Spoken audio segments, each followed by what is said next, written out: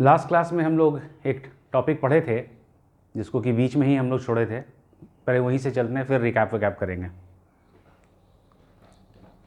Last class में हम लोग पढ़े थे कि अगर कोई नॉन रेजिडेंट इंडियन कंपनी का शेयर्स या डिबेंचर्स फॉरेन करेंसी में खरीद रहा है, क्या है case? Non resident Indian company का शेयर्स डिबेंचर्स फॉरेन करेंसी में खरीद रहा है, तो उसका कैपिटल गेन शॉर्ट टर्म हो या long term, indexation of cost of acquisition and cost of improvement नहीं होता। उस व्यक्ति का यानी उस नॉन रेजिडेंट का कैपिटल गेन कंप्यूट हम लोग करते हैं फॉरेन करेंसी में। कैपिटल गेन कंप्यूट करके जब ग्रॉस कैपिटल गेन निकल के आता है, जो कि लॉन्ग टर्म भी हो सकता है या शॉर्ट टर्म भी हो सकता है, तो ग्रॉस वैल्यू निकालने के बाद उसको इंडियन करेंसी में कन्वर्ट करते हैं। देखो, टैक्स में और ऐसा कहीं नहीं पाओगे कि तुम फॉरेन करेंसी में कोई काम कर रहे हो।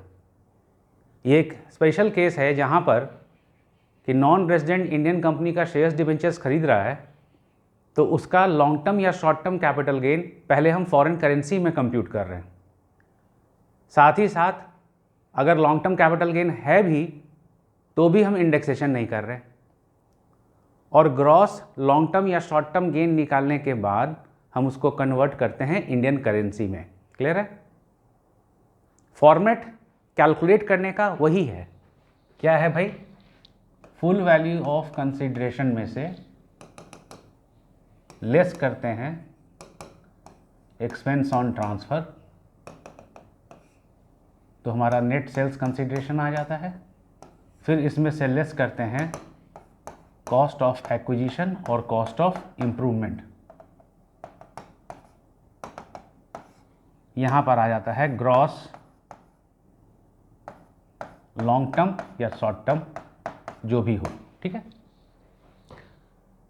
पहला चेंज क्या आता है कि अगर लॉन्ग टर्म गेन है तब भी हम इंडेक्सेशन नहीं करते। दूसरा और जो सब्सटेंशियल चेंज है वो ये कि ये सारा अमाउंट जो है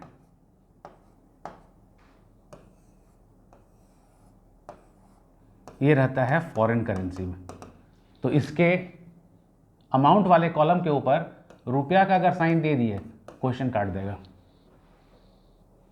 यहाँ पर साइन देना होगा जो भी फॉरेन करेंसी रहेगा, डॉलर हो, पाउंड हो, येन हो, जो भी फॉरेन करेंसी है उसका साइन देना पड़ेगा। दूसरा चीज़, आप लोग को क्वेश्चन में ये सारा वैल्यू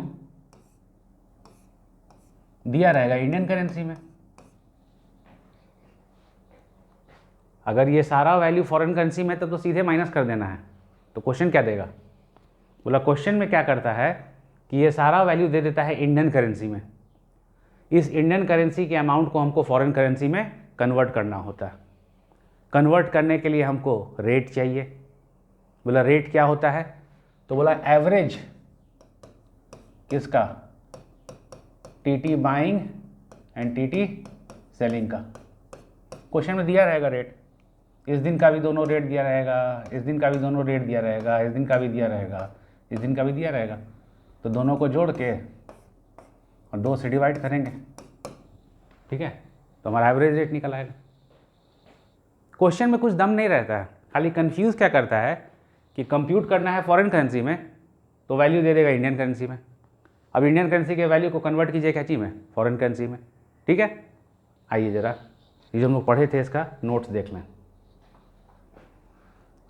क्वेश्चन भी हम लोग सॉल्व कर चुके थे, बोले थे आप लोग को बना के लाने के लिए, बना के लाए होंगे most probably. Capital gain in the case of transfer of shares और debentures by non resident. In case of SSC who is a non-resident, any capital gain, short term or long term, arising due to transfer of share debentures of an Indian company bought in foreign currency is not computed in usual manner. No indexation of cost of acquisition or cost of improvement is done. Calculation देखिए,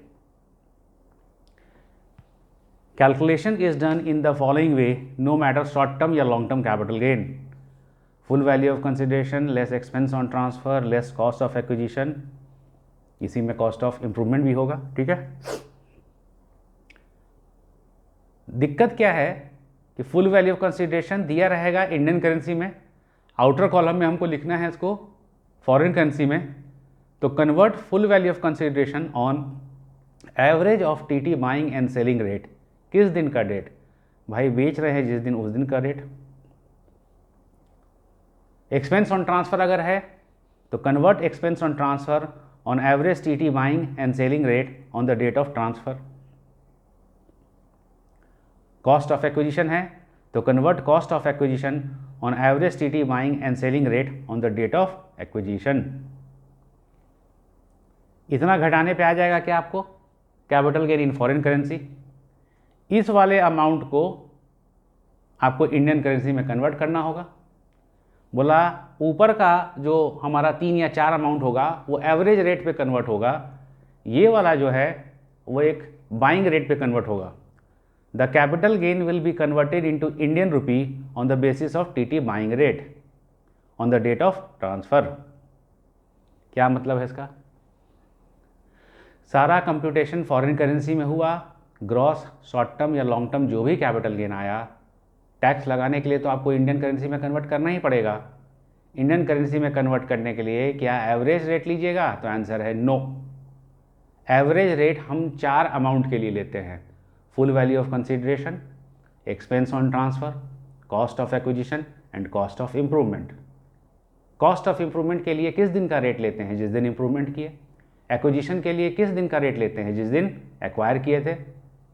transfer और full value of consideration किस दिन के rate पे करते हैं, जिस दिन हमने ट्रांसफ़र किया है। क्लियर है। इस पर एक क्वेश्चन दिए थे आप लोग को बनाने के लिए, question number 23। Ram a non resident remits $40,000 to India on 16/9/1989। इसका कोई यूज़ नहीं है रेमिटेंस का। The amount is partly utilised on 3/10/1989। ये इंपॉर्टेंट है क्योंकि ये परचेज़ का डेट है, एक्विजिशन का डेट है। एक्विजिशन वाले डेट के एवरेज रेट से किसको कन्वर्ट करेंगे, ट्रांसफ़र प्राइस को कि परचेज़ प्राइस को। बोला सर परचेज़ प्राइस को। For purchasing 10,000 shares in A limited and Indian company at the rate of 12 पर शेयर। 10,000 शेयर खरीदा 12 रुपये के हिसाब से, तो कितना हो गया, 1,20,000। अब ये सीधे अगर फॉरेन करेंसी में दिया रहता तो हमको कन्वर्ट करने का कोई झंझट ही नहीं रहता। लेकिन क्वेश्चन में क्या बोले, सारा वैल्यू दिया रहेगा INR में, इंडियन नेशनल रुपी में। हमको कैलकुलेट करना है कौन से करेंसी में, फॉरेन करेंसी में। तो INR में दिए गए रुपया 10,000 गुने 12 1,20,000 को हमको कन्वर्ट करना पड़ेगा फॉरेन करेंसी में। किस दिन के रेट से, जिस दिन रेमिट किया था उस दिन। ये तो रेमिटेंस वाला है। बोला सर इसका तो कुछ करना नहीं था, ये है डेट हमारे लिए इम्पोर्टेंट। 19 + 21 40, 40/2 क्या हो जाएगा 20, यानी इस दिन का एवरेज रेट कितना है 20। 1,20,000 में खरीदे हैं, 20 से डिवाइड करेंगे तो परचेज कॉस्ट कितना हो जाएगा 6,000। आगे चलिए। These shares are sold for 75 per share 30/3/2023। 75 रुपया में 30/3/2023 इस डेट का ट्रांसफ़र डेट है।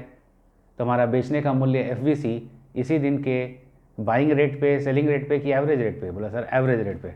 देखिए एवरेज रेट क्या है, 74 + 76 हो जाएगा 150। 150 डिवाइडेड बाई 2 यानी कितना 150। 75 में 150 डिवाइडेड बाई 2 कितना हो जाएगा 75, यही ना हो जाएगा एवरेज रेट। बोला हाँ। 75 गुने 10,000 7.5 लाख, 7.5 लाख डिवाइडेड बाई 75 कितना हो जाएगा 10,000। यानी बेचने का मूल्य 10,000 और ख़रीदने का मूल्य 6,000। ये 10,000 और 6,000 क्या चीज़ में है, ये 10,000 और 6,000 क्या चीज़ में है, इंडियन करेंसी में कि फॉरेन करेंसी में। सर बोला फॉरेन करेंसी में। तो जो 4,000 हमारा मुनाफा निकलेगा वो कौन करेंसी में रहेगा, फॉरेन करेंसी में।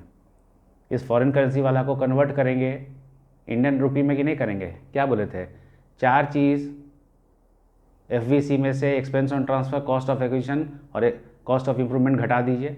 जो ग्रॉस अमाउंट आएगा उसको आप कन्वर्ट कर दीजिएगा क्या चीज़ पे। बोला इंडियन नेशनल रुपी पे। बोला क्या चीज़ पे, बोला बाइंग रेट पे, किस दिन का, ट्रांसफ़र वाले डेट का। ये ना पढ़े थे, क्वेश्चन दिए थे आप लोग को बनाने के लिए, मोस्ट प्रोबेबली आप लोग बनाए होंगे। आइए देखते हैं, हम भी बनाए हैं।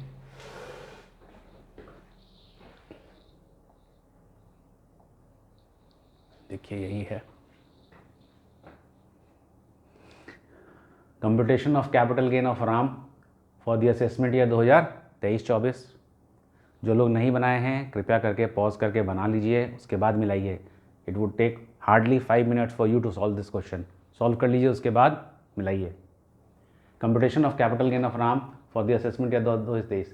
देखिए इंपॉर्टेंट सबसे क्या था, ये क्वेश्चन में अगर गलती से आदत अनुसार, चूँकि आदत है कि अमाउंट कॉलम के ऊपर में रुपीज़ का हम लोग साइन देते हैं, बोला अगर आदत अनुसार आपने रुपीज़ लिख दिया काट देगा, क्योंकि ये क्वेश्चन है non resident, Ram non resident था, इंडियन कंपनी का शेयर्स या डिवेंचर्स फॉरेन करेंसी में खरीद रहा है। क्लियर है? तो देख लीजिए, यूएस डॉलर लिखना बहुत ज़रूरी है, ठीक है। Full value of consideration in foreign currency, हमको वहाँ पे फॉरेन करेंसी में चाहिए। लेस एक्सपेंस ऑन ट्रांसफ़र था नहीं, कोई कॉस्ट ऑफ इम्प्रूवमेंट नहीं था, सिर्फ कॉस्ट ऑफ एक्विजिशन था, ठीक है। तो less cost of acquisition in foreign currency. Note नहीं लिखे हैं, कितना से आ रहा है, नोट 3 से, ठीक है, ठीक है। देखिए क्या है नोट 1, सबसे पहले तो एवरेज निकाल लिए, क्योंकि हमको एवरेज रेट चाहिए। किस किस दिन का, परचेज़ के दिन का, ट्रांसफ़र के डेट का। परचेज़ के दिन का रेट है 19 पर डॉलर, मतलब पर रुपया, $1 के लिए 19 और 21, 19 + 21 डिवाइड बाई 2 20, और ट्रांसफ़र वाले दिन 74 + 76 डिवाइड बाई 2 75, यानी $1 के लिए आपको 75 रुपये चाहिए, $1 के लिए यहाँ 20 चाहिए। अब क्या किए, full value of consideration in Indian currency converted into foreign currency. 10,000 shares बेच रहे हैं 75 रुपये के हिसाब से, तो 7.5 लाख हो गया। इसको फॉरेन करेंसी में डिवाइड करना है तो 75 से डिवाइड कर दिए, तो कितना निकल गया, 10,000। भाई कोई इतना तो मैथमेटिक्स में तेज़ नहीं है ना तुम लोग में, जो कह रहा है कि सर यहाँ डिवाइड क्यों किया, 75 से मल्टीप्लाई क्यों नहीं किए। डॉलर का वैल्यू ज़्यादा है कि रुपया का वैल्यू ज़्यादा है, बोले सर डॉलर का। $1 75 रुपया के बराबर है अगर, ठीक है, तो इतना डॉलर कितने, इतना रुपया कितना हो जाएगा, डिवाइड ना करेंगे, ठीक है। तो डिवाइड किए तो 10,000 निकल गया। अब cost of acquisition in Indian currency converted into foreign currency, कितना में खरीदा था, 10,000 शेयर खरीदा था 12 रुपये के हिसाब से, तो 1,20,000, तो 20 रुपया $1, 1 रुपया 1/20, तो इतना कितना 6,000। 10,000 और 6,000 ऊपर माइनस किए, वैल्यू आ गया कितना 4,000। Gross long term capital gain कितना है 4,000। अब इस 4,000 US डॉलर पे ही टैक्स लगा दीजिएगा कि इसको इंडियन करेंसी में कन्वर्ट कीजिएगा। बोले इंडियन करेंसी में कन्वर्ट करेंगे। कन्वर्ट करने के लिए क्या एवरेज रेट लेंगे कि सिंगल रेट लेंगे, सिंगल रेट लेंगे। किस दिन का, जिस दिन खरीदे थे शेयर उस दिन का, कि जिस दिन बेचे थे उस दिन, जिस दिन बेचे थे। LTCG इन इंडियन करेंसी 4,000 गुने 74, क्योंकि TT बाइंग रेट ट्रांसफ़र के डेट का कितना था 74। $1 74 रुपया है, तो 4,000 डॉलर कितना होगा, मल्टीप्लाई कर दिए, ठीक है, और यहाँ पर डिवाइड कर रहे थे, ठीक है। तो आ गया gross long term capital gain हमारा टैक्सेबल कितना हो गया 296। कोई कन्फ्यूजन है तो बोलिए, ठीक है। अब यहाँ से आगे ध्यान से सुनिए, कहता है नॉन रेजिडेंट इंडियन कंपनी का शेयर्स डिवेंचर्स खरीदा फॉरेन करेंसी में, तो उसका कैपिटल गेन लॉन्ग टर्म हो या शॉर्ट टर्म हम इंडेक्सेशन नहीं करेंगे, उसका कंप्यूटेशन जो है वो फॉरेन करेंसी में होगा। ग्रॉस लॉन्ग टर्म या शॉर्ट टर्म जब आएगा तो उसको हम कन्वर्ट कर लेंगे इंडियन करेंसी में। यहाँ तक कोई दिक्कत नहीं है, लास्ट क्लास में पढ़े थे, फिर रिकैप किए, क्वेश्चन सॉल्व किए। जो लोग नहीं बनाए होंगे अपना पॉज करके देख लेंगे।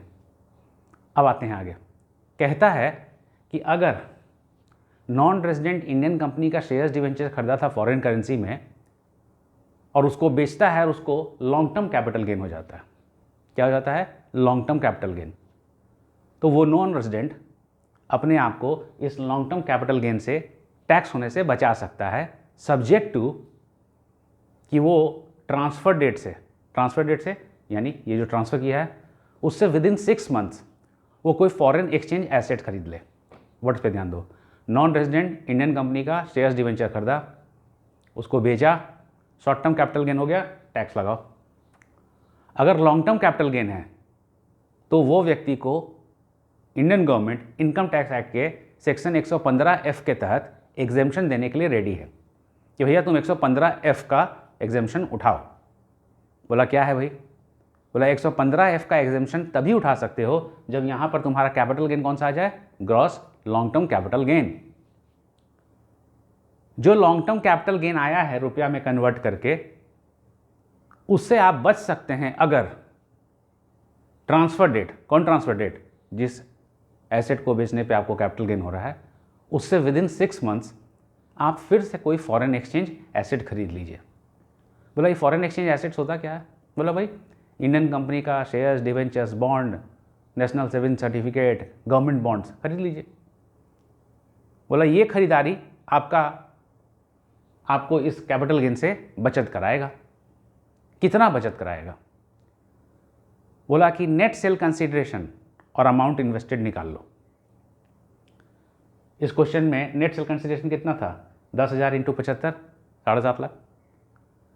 नेट सेल कंसीडरेशन 7.5 लाख और अमाउंट इन्वेस्टेड, नया एसेट खरीदने में जो पैसा लगाओगे, अगर amount invested net cell consideration से अधिक है, यानी आपने ज़्यादा इन्वेस्ट कर दिया नेट सेल कंसीडरेशन से, तो पूरा का पूरा कैपिटल गेन एग्जेम्प्ट। वर्ड्स पे ध्यान देना। हम एक नॉन रेजिडेंट हैं, इंडियन कंपनी का शेयर्स, डिवेंचर्स खरीदे, उसको बेचे, उस पर हो गया लॉन्ग टर्म कैपिटल गेन। क्या कर सकते हैं? बोला 115F का आप एग्जेम्पशन उठा सकते हैं। बोला 115F का एग्जेम्पशन उठाने के लिए हमको करना क्या होगा? बोला कुछ नहीं करना होगा, ट्रांसफर डेट से 6 महीना के अंदर फॉरेन एक्सचेंज एसेट खरीद लो। बोला ठीक है खरीद लेंगे। कितना एग्जेम्पशन दोगे भाई? तो बोला कि जितना नेट सेल कंसीडरेशन है, इस क्वेश्चन में नेट सेल कंसीडरेशन कितना है? 10,075 रुपये में बेचा था ना, 7.5 लाख, और अमाउंट इन्वेस्टेड निकाल लो। अगर amount invested net cell consideration से ज़्यादा है, पूरा का कैपिटल गेन एग्जेम्प्ट। लेकिन अगर amount invested net cell consideration से कम है तो कितना एग्जेम्प्ट होगा? बोला यूनिटरी मेथड है। नेट सेल कंसीडरेशन में इतना इन्वेस्ट किए तो 1 रुपया में इतना बटा इतना, तो टोटल कैपिटल गेन में कितना एग्जेम्प्ट होगा? मतलब समझ रहे हो? अगर amount invested net cell consideration से क्या है? बोला अधिक है या बराबर है, तो पूरा का पूरा कैपिटल गेन एग्जेम्प्ट। लेकिन अगर नेट सेल कंसीडरेशन से कम इन्वेस्ट किए हो पैसा, मान लो कि तुम बेचे थे 150 रुपया में और इन्वेस्ट किए हो 50 रुपया ही, तो ऐसे चलेंगे। 150 में 50 इन्वेस्ट किया तो 1 में 50 बटा 150, तो लॉन्ग टर्म कैपिटल गेन में कितना? इसी को वो लोग फॉर्मूला बना देता है, जो कुछ लोग रटते हैं। हम तुमको यूनिटरी मेथड बता रहे हैं, ठीक है? कि अगर आपने 150 में 150 रुपया इन्वेस्ट कर दिया तो पूरा का कैपिटल गेन एग्जेम्प्ट। 150 में और 50 रुपये लगा के 200 रुपया इन्वेस्ट कर दिया, बोला पूरा कैपिटल गेन एग्जेम्प्ट। लेकिन अगर आप 150 का कुछ पार्ट को ही इस्तेमाल करते हैं फॉरेन एक्सचेंज एसेट खरीदने में, तो आपको लॉन्ग टर्म कैपिटल गेन पूरा एग्जेम्प्ट हो जाएगा कि कुछ पार्ट एग्जेम्प्ट होगा? बोला कुछ पार्ट एग्जेम्प्ट होगा। क्लियर है? अभी तक जो हम लोग पढ़े उसमें क्या था कि एक नॉन रेजिडेंट इंडियन कंपनी का शेयर्स, डिवेंचर्स खरीदा फॉरेन करेंसी में, क्या इसके लॉन्ग टर्म कैपिटल गेन होने पे इंडेक्स करेंगे? आंसर है नहीं। क्या इसका कंप्यूटेशन इंडियन नेशनल रुपी में करेंगे? तो आंसर है नहीं। इसका सारा कंप्यूटेशन फॉरेन करेंसी में होगा। कहाँ तक? ग्रॉस कैपिटल गेन निकालने तक। एक बार कैपिटल गेन निकल गया तो उसको फिर इंडियन करेंसी में कन्वर्ट करेंगे। ऊपर के 4 अमाउंट को, कैपिटल गेन में 4 ही अमाउंट ना होता है, क्या क्या? Full value of consideration, expense on transfer, cost of acquisition, cost of improvement, ये चारों एवरेज रेट पे कन्वर्ट होगा। बोला सर अगर क्वेश्चन में फॉरेन करेंसी में पहले ही दे दिया है तो क्या कन्वर्ट करेंगे? बोले काहे के लिए कन्वर्ट करोगे, तब तो सीधे सॉल्व करोगे। लेकिन क्वेश्चन में जनरली ये देता है इंडियन करेंसी में, आपको इसको कन्वर्ट करना पड़ता है क्या चीज़ में? फॉरेन करेंसी में। बोला ठीक है। बोला ऊपर का चारों एवरेज रेट से कन्वर्ट होता है, लेकिन जो ग्रॉस अमाउंट है वो सिर्फ और सिर्फ बाइंग रेट पे कन्वर्ट होता है, टीटी बाइंग रेट। ठीक है? बोला ठीक। बोला कि अगर यहाँ पर कैपिटल गेन शॉर्ट टर्म है टैक्स दो, लेकिन अगर यहाँ पर कैपिटल गेन लॉन्ग टर्म है तो इस एनआरआई, नॉन रेजिडेंट इंडियन को ऑप्शन है कि वो ट्रांसफर डेट से 6 महीना के अंदर एक फॉरेन एक्सचेंज एसेट खरीद ले। बोला फॉरेन एक्सचेंज एसेट? बोला इंडियन कंपनी का शेयर्स, डिवेंचर्स, गवर्नमेंट का बॉन्ड्स, नेशनल सेविंग सर्टिफिकेट। बोला कितना एग्जाम्पशन दोगे? बोला कि जितना रुपया तुम नेट सेल कंसिडरेशन का है, मान लो तुमने बेचा था 200 रुपये में, 50 रुपया तुमको एक्सपेंस लगा था, तो नेट सेल कंसिडरेशन कितना हो गया? 150।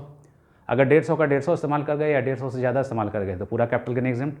लेकिन अगर कम इस्तेमाल किए तो प्रोपोर्शनेट कि 150 में 100 रुपया इस्तेमाल किया तो एक में 100 बटा 150, तो से 2 लाख का कैपिटल गेन में कितना एग्जेम्प्ट होगा। क्लियर है? आइए जरा नोट्स में।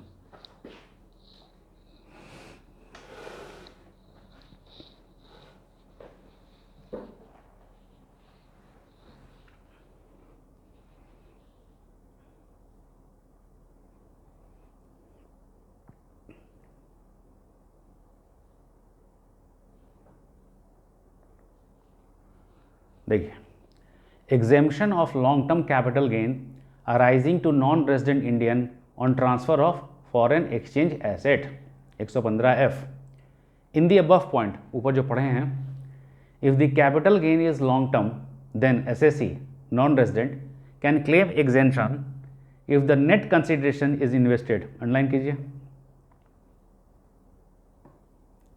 फुल वैल्यू ऑफ कंसिडरेशन को नहीं बोल रहा है, नेट कंसिडरेशन यानी full value of consideration minus expenses is invested within 6 months from the date of transfer into foreign exchange assets। Time period कितना दिया?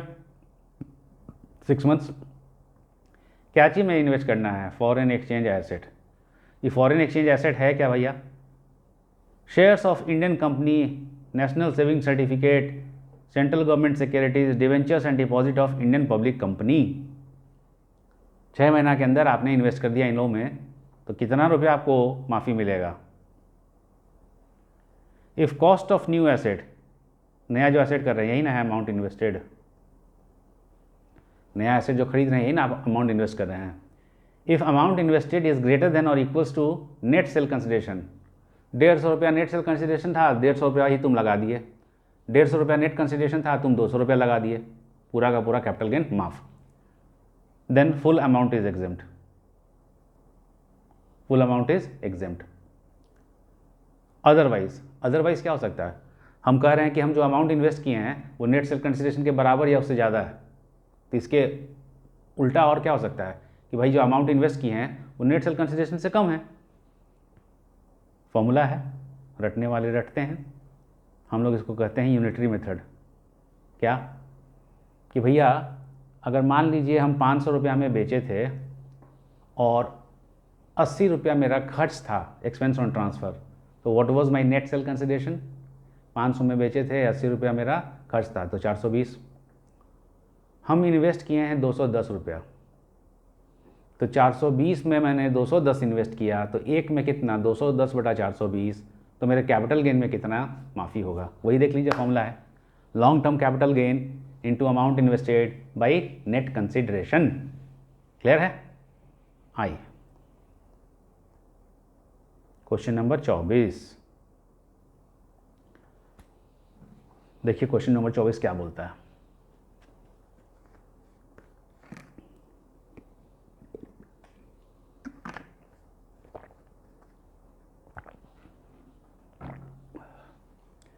In question above, assume that R deposited 5 lakh with an Indian public company on 1/8/2023। 5 lakh invest कर दिया Indian company के deposit में 1/8/2023 को, 1/8/2023 को जमा कर दिया। बोला ठीक है, विद इन 6 मंथ जमा कर दिए हो भाई। क्या बोलता है? नेट सेल कंसिडरेशन और अमाउंट इन्वेस्टेड में अगर अमाउंट इन्वेस्टेड ज़्यादा है तो पूरा का पूरा माफ। अगर नेट सेल कंसिडरेशन और अमाउंट इन्वेस्टेड में अमाउंट इन्वेस्टेड कम है तो फिर यूनिटरी मेथड से माफ़ी देंगे। आइए क्वेश्चन हम सॉल्व कर लिए हैं, आप लोग पॉज करके सॉल्व कर लीजिए और उसके बाद मिला लीजिएगा।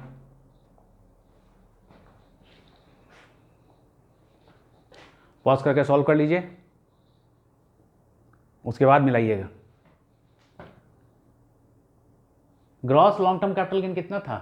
296। बोले सर ये कहाँ से आया था? बोले क्वेश्चन बनाए होते तो आपको पता होता। इस पिछला क्वेश्चन में gross long term capital gain कितना था? 296। 296 यहाँ से उठा लिया। Less exemption under section 115F, note डाले। नेट सेल कंसिडरेशन कितना है? टोटल कितना रुपया में बेचा था, 10,000 गुने 75, 7.5 लाख, एक्सपेंस ऑन ट्रांसफ़र था नहीं, तो नेट सेल कंसिडरेशन था 7.5 लाख। और कह रहा है कि इस बंदे ने कितना रुपया इन्वेस्ट किया है, 5 लाख। अच्छा, 7.5 लाख और 5 lakh, amount invested net sale consideration के बराबर या उससे अधिक है तो पूरा माफ, amount invested net sale consideration से कम है, यूनिटरी मेथड।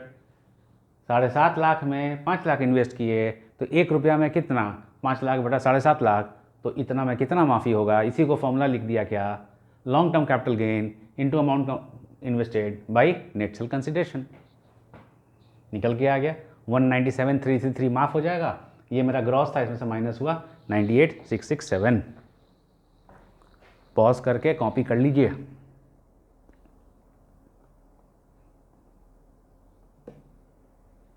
कर लिया?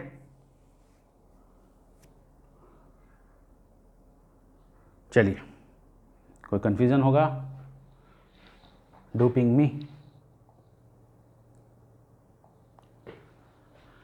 अब आइए हम लोग अब अपने कैपिटल गेन के अंतिम पड़ाव पर हैं। कैपिटल गेन का ग्रॉस अमाउंट निकाल लिए, gross long term capital gain या gross short term capital gain या gross long term capital loss या शॉर्ट टर्म कैपिटल लॉस। अब क्या बोला, चलिए एग्जेम्पशन उठाइए। बोला कैपिटल गेन में एग्जेम्पशन जो है वो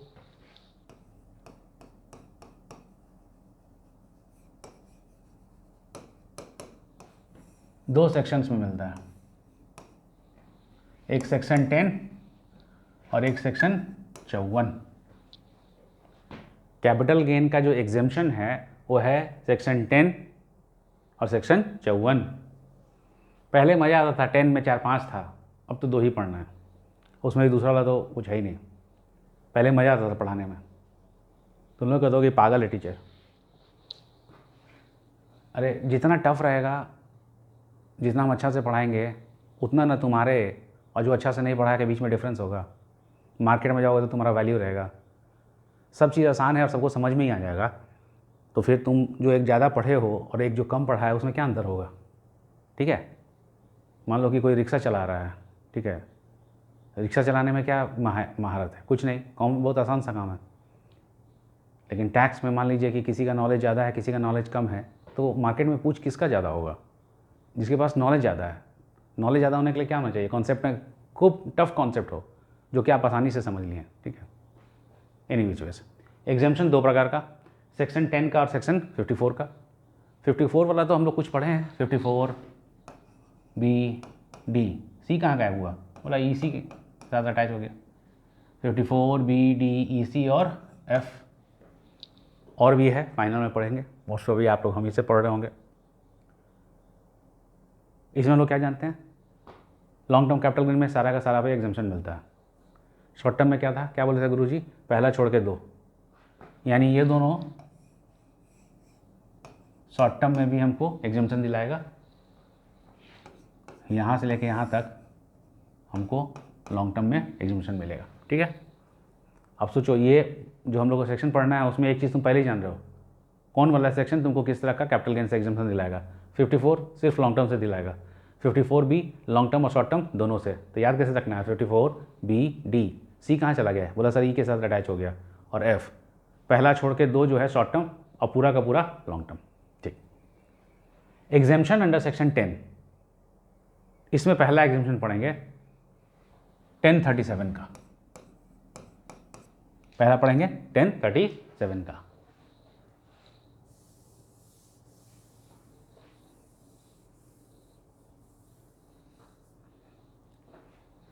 हम लोग उधर पढ़े थे compulsory acquisition of capital asset by government. ये compulsory acquisition of capital asset में हम लोग पढ़े थे except urban agriculture land.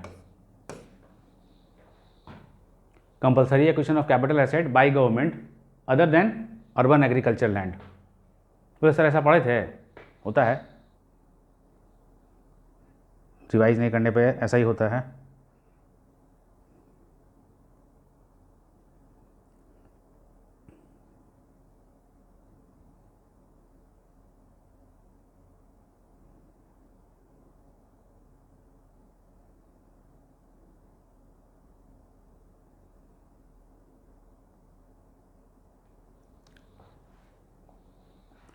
On transfer by way of compulsory acquisition of an asset under any law other than urban agriculture land.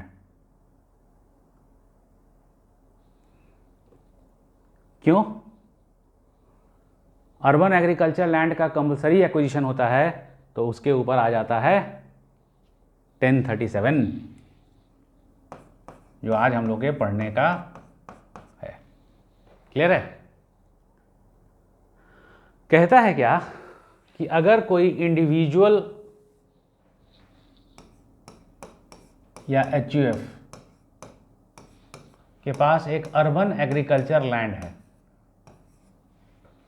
आज हम लोग rural भी एग्रीकल्चर लैंड पढ़ेंगे, नाम तो पहले पढ़े थे। क्या rural agriculture land capital asset है? Rural agriculture land capital asset है? बोला नहीं सर, ये तो कैपिटल एसेट नहीं है। कैपिटल एसेट तो सिर्फ 3 ही है। बोला कौन कौन? बोला प्रॉपर्टी ऑफ एनी काइंड, दूसरा शेयर्स हेल्ड बाय एफआईआईज, और तीसरा यूनिक लिंक इंश्योरेंस पॉलिसी, जो हम लोग को पढ़ना नहीं है। बोला सर 3 ही नहीं है, बहुत ज़्यादा है। कैपिटल एसेट क्या नहीं है उसका एक लिस्ट है, उसमें पहला था स्टॉक इन ट्रेड, दूसरा था पर्सनल इफेक्ट, और तीसरा था rural agriculture land. Rural agriculture land is not a capital asset, तो उसके कंपलसरी एक्विजिशन पे तो कैपिटल गेन हो गया नहीं, क्योंकि कैपिटल एसेट का ट्रांसफर होगा तब ना कैपिटल गेन होगा। ठीक है, क्या पढ़ रहे हैं हम लोग? इंडिविजुअल एचयूएफ के पास एक अर्बन एग्रीकल्चर लैंड है, इसका गवर्नमेंट ने कंपलसरी एक्विजिशन कर लिया। इंडिविजुअल या एचयूएफ का एक अर्बन एग्रीकल्चर लैंड है जिसको कंपलसरली एक्वायर कर लिया। कंपलसरली एक्वायर कौन कर सकता है? जग्गू दादा कि सिर्फ गवर्नमेंट? बोला सिर्फ गवर्नमेंट। बोला कर तो जग्गू दादा भी सकता है, लेकिन वहाँ पर फिर एग्जेम्पशन नहीं मिलेगा। इंडिविजुअल एचयूएफ का अर्बन एग्रीकल्चर लैंड का कंपलसरी एक्विजिशन हो गया। ठीक है, बोला जिस दिन कंपलसरी एक्विजिशन हुआ उसके कम से कम 2 साल पहले तक उस लैंड का इस्तेमाल एग्रीकल्चर के लिए हो रहा है। यानी मान लीजिए कि यहाँ पर कंपलसरी एक्विजिशन हुआ, यहाँ पे कंपलसरी एक्विजिशन हुआ, तो बोला इंडिविजुअल एचयूएफ इस दिन से 2 इयर्स यहाँ पे मेरे देश की धरती सोना उगले खेती करना होना चाहिए। यानी 1037 में एसएससी कौन है? Individual HUF. कंपल्सरली एक्वायर होने वाला एसेट क्या है? कोई बिल्डिंग है? बोला नहीं सर, लैंड है। अर्बन लैंड है? बोला नहीं सर, अर्बन एग्रीकल्चर लैंड है। और एक्विजिशन के जस्ट पहले के 2 साल इस लैंड पर खेती होना चाहिए, देश की धरती सोना उगले। तो कहा कि इंडिविजुअल एचयूएफ के अर्बन एग्रीकल्चर लैंड का कंपलसरी एक्विजिशन हुआ बाय द गवर्नमेंट। एक्विजिशन के 2 साल पहले, इस 2 साल में भी उसका खेती होना चाहिए। 50 साल से कर रहा है तो अच्छा बात है, लेकिन ये 2 साल में भी खेती होना चाहिए। तो अगर उसको शॉर्ट टर्म कैपिटल गेन या लॉन्ग टर्म कैपिटल गेन हो रहा है इस कंपलसरी एक्विजिशन से, तो ये एग्जेम्प्ट हो जाएगा अगर पैसा उसको 1/4/2004 या उसके बाद मिले। बोले क्या क्या क्या क्या चीज़ें देखिए। एसएससी कौन है? Individual HUF. एक्वायर हो रहा है कि नॉर्मल ट्रांसफर हो रहा है? बोला कंपलसरी एक्विजिशन हो रहा है। किस चीज़ का हो रहा है? बोला अर्बन एग्रीकल्चर लैंड का। बोला जिसको कम से कम कितना साल से एग्रीकल्चर के लिए इस्तेमाल कर रहा था? बोला 2 साल। बोला ठीक है। बोला कौन सा कैपिटल गेन एग्जेम्प्ट होगा? बोला शॉर्ट टर्म कैपिटल गेन और लॉन्ग टर्म कैपिटल गेन दोनों एग्जेम्प्ट हो जाएगा। ठीक है, और क्या है? एडिशनल पॉइंट ये है, एक्विजिशन कब हुआ उससे इंपॉर्टेंट नहीं है, कंपनसेशन कब मिलना चाहिए? 1/4/2004 या उसके बाद। 1/4/2004 या उसके बाद। ध्यान दीजिए,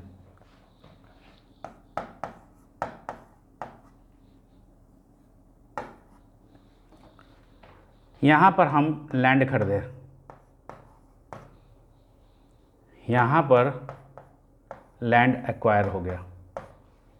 ठीक है, हम एक इंडिविजुअल एचयूएफ हैं, अर्बन एग्रीकल्चर लैंड है, खेती करते हैं, यहाँ पर लैंड एक्वायर हो गया। यहाँ पर कंपनसेशन का कोई छोटा सा अमाउंट मिल गया या पूरा अमाउंट मिल गया, तो कैपिटल गेन कब कंप्यूट होगा? बोला इस साल। इंडेक्सेशन कहाँ से कहाँ तक करेंगे? तो यहाँ से यहाँ तक। बोला अगर लॉन्ग टर्म है या शॉर्ट टर्म है टैक्स हो जाएगा। क्यों? क्योंकि 1037 कब हावी होता है? ये पैसा मिलने का डेट क्या होता, 1/4/2004 या उसके बाद। मान लीजिए कंपनसेशन फिक्स हुआ है 10 रुपया, यहाँ पूरा का पूरा 10 मिल गया, ठीक है, यहाँ कंप्यूट कर लिए। अब चलिए 10 रुपया फिक्स हुआ था, यहाँ 6 रुपया मिला और यहाँ 4 रुपया मिला इस डेट के बाद। अब बताइए क्या होगा, तो दिमाग लगाइए। पार्शियल पैसा भी मिलता है तो हम फुल वैल्यू पे यहाँ पे टैक्स लगा देंगे ना। 10 रुपया फिक्स हुआ था कंपनसेशन, 6 रुपया मिला तो यहाँ 6 रुपया पे टैक्स लगाओगे कि 10 पे, बोला 10 पे। तो 4 रुपया बाद में भी मिला है तो एग्जेम्पशन नहीं मिलेगा। अब चलो 10 रुपया फिक्स हुआ था, यहाँ मिला नहीं, यहाँ पे मिल गया 10 रुपया, यहाँ खरीदे थे, यहाँ कंपल्सरी एक्वायर हुआ, यहाँ पे मिला 10 रुपया। कंप्यूटेशन कब होगा, यहाँ पे, यहाँ पे, बोले सर यहाँ पे। इंडेक्सेशन कहाँ से कहाँ तक करोगे, यहाँ से लेके यहाँ तक। लेकिन चूंकि पैसा मिलने का डेट 1/4/2004 या उसके बाद है तो कैपिटल गेन क्या हो जाएगा, फुल्ली एग्जेम्प्ट। क्या हो जाएगा, फुल्ली एग्जेम्प्ट अंडर सेक्शन कितना, 1037। अब थोड़ा और चलो, 10 रुपया फिक्स हुआ था, यहाँ 10 रुपया मिल गया, पूरा 10 पे टैक्स लग जाएगा। हम यहाँ केस कर दिए कि भैया पैसा कम है और बढ़ाओ, इनहैंस कंपनसेशन यहाँ मिला, क्या होगा, एग्जेम्प्ट हो जाएगा क्योंकि पैसा कब मिल रहा है, 1/4/2004 के बाद। यानी मुद्दा क्या है, अगर कंप्यूटेशन 1/4/2004 के पहले हो चुका है कैपिटल गेन एग्जेम्प्ट ना होगा। अगर कंप्यूटेशन कब कर रहे हो, 1/4/2004 या उसके बाद, एग्जेम्प्ट हो जाएगा। एग्जाम्पल देखो, 10 रुपया फिक्स हुआ था, 6 रुपया यहाँ पे मिल गया 1/4/2004 के पहले, यहीं पे ना पूरा कंप्यूट कर जाओगे। हम इनहैंस कंपनसेशन के लिए केस किए, यहाँ पे मिला, तो इनहैंस कंपनसेशन का कंप्यूटेशन कहाँ होगा, यहाँ पे होगा। कंप्यूटेशन अगर 1/4/2004 के बाद हो रहा है, क्या चीज़ के लिए, compulsory acquisition of land, urban agriculture land, exempt. तो क्या है क्रक्स, कंप्यूटेशन भैया 1/4/2004 के बाद किए या 1/4/2004 को किए, एग्जेम्प्ट, 1/4/2004 के पहले हो गया टैक्सेबल। नोट्स में आइए।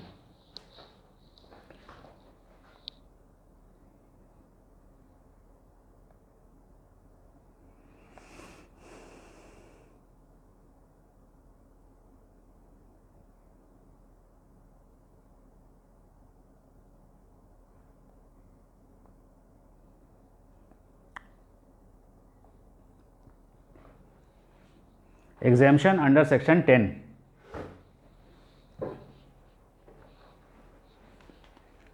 long term capital gain or short term capital gain arising to an individual or HUF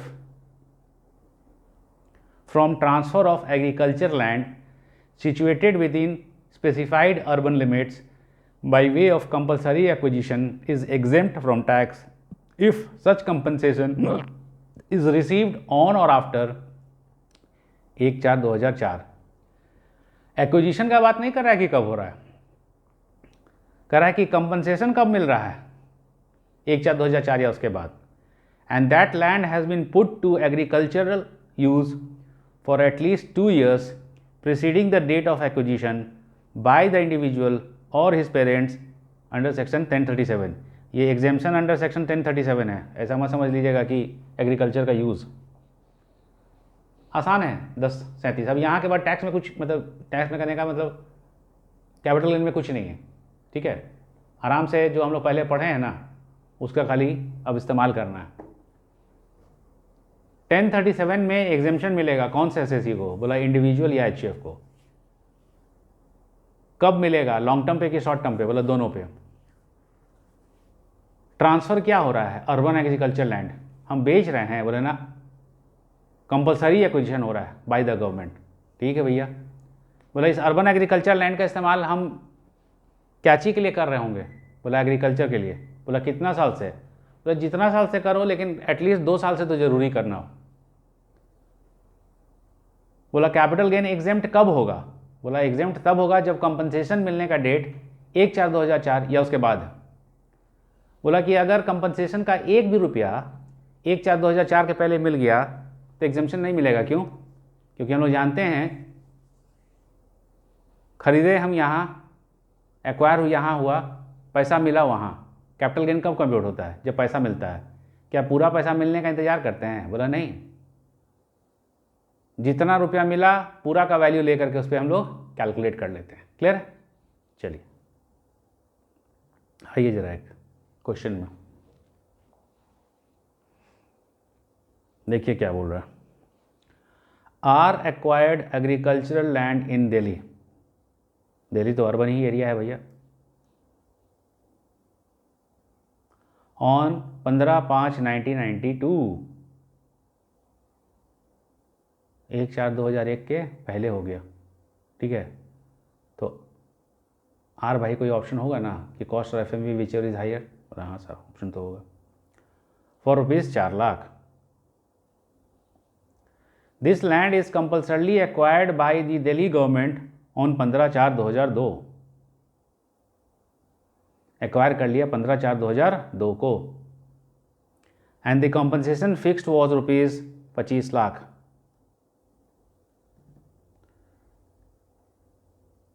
₹10 lakh was received by R on 15/1/2004 and the balance on 6/4/2004। ओहो क्या गड़बड़ी हो गया। 1/4/2004 को या उसके बाद मिलता तो एग्जेम्प्ट होता। पहला कंपनसेशन का पैसा कब मिल गया? 15/1/2004 को। तो 15/1/2004 को जो मिला है उस पर टैक्स लगेगा कि नहीं लगेगा? बोला एकदम लगेगा। लगेगा कि नहीं लगेगा? बोला एकदम लगेगा। ठीक है, कितना पे लगेगा? 10 लाख पे कि 25 लाख पे? बोला सर 25 लाख पे। ठीक है। R was not satisfied with the compensation and filed a suit in the court. Compensation was enhanced by ₹5 lakh which was received on 25/3/2023। तो भाई साहब बच गए। ये जो 5 लाख है तो बच जाएगा, क्योंकि इसका पैसा कब मिल रहा है? 1/4/2004 को या उसके बाद। लेकिन इस 25 लाख पर उनको कैपिटल गेन होएगा कि नहीं होएगा? एकदम होएगा, एकदम होएगा। क्यों? क्योंकि ये पैसा 1/4/2004 के क्या मिल रहा है, पहले की बाद?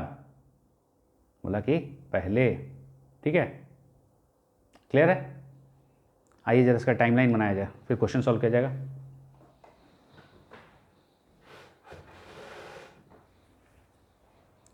टाइमलाइन देखिए क्या है।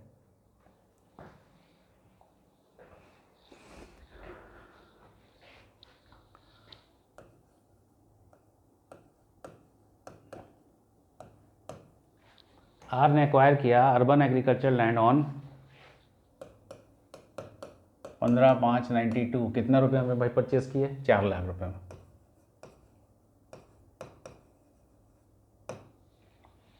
आगे बढ़ते हैं। The land is compulsorily acquired by Delhi government on 15/4/2002।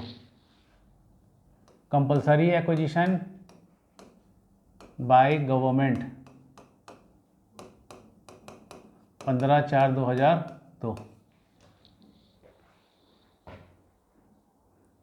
Compensation fix was ₹25 lakh.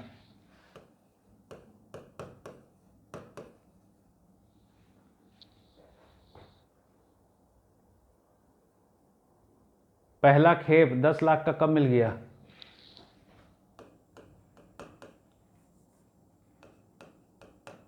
(15/1/04) को 10 लाख मिल गया।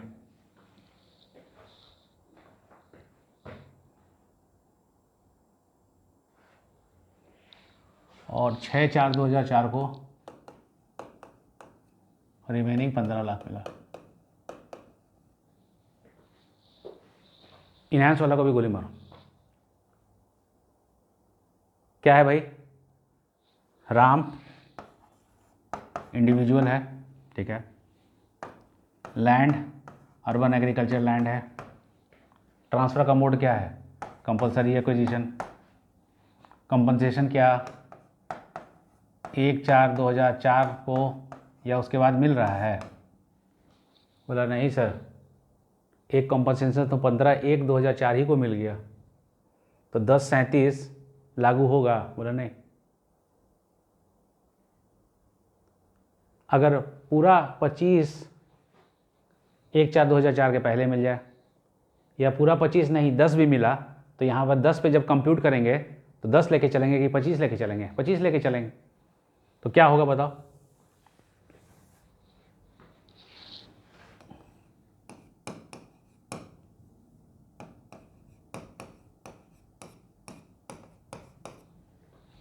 एक 4/2004 या उसके बाद कंपनसेशन मिलता तब ना?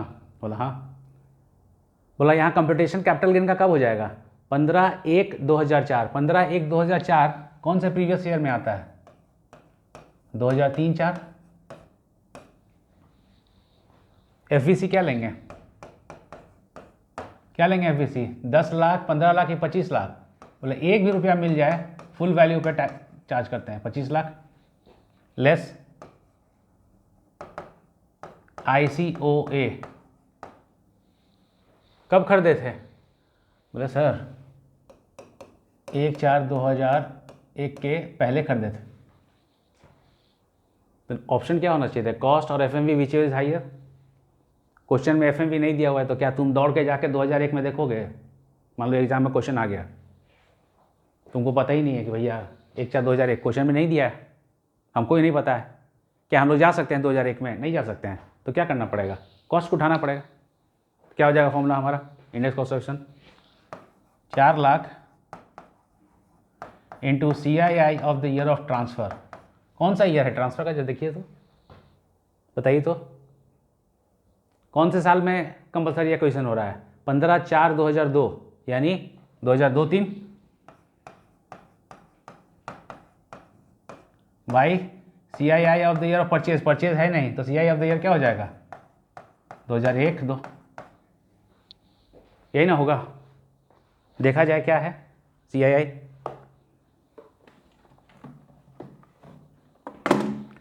कौन से साल का CII चाहिए? 2002-3।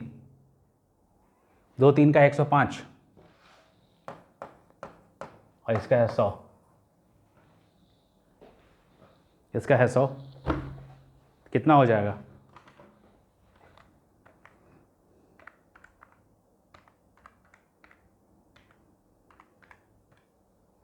$4,20,000।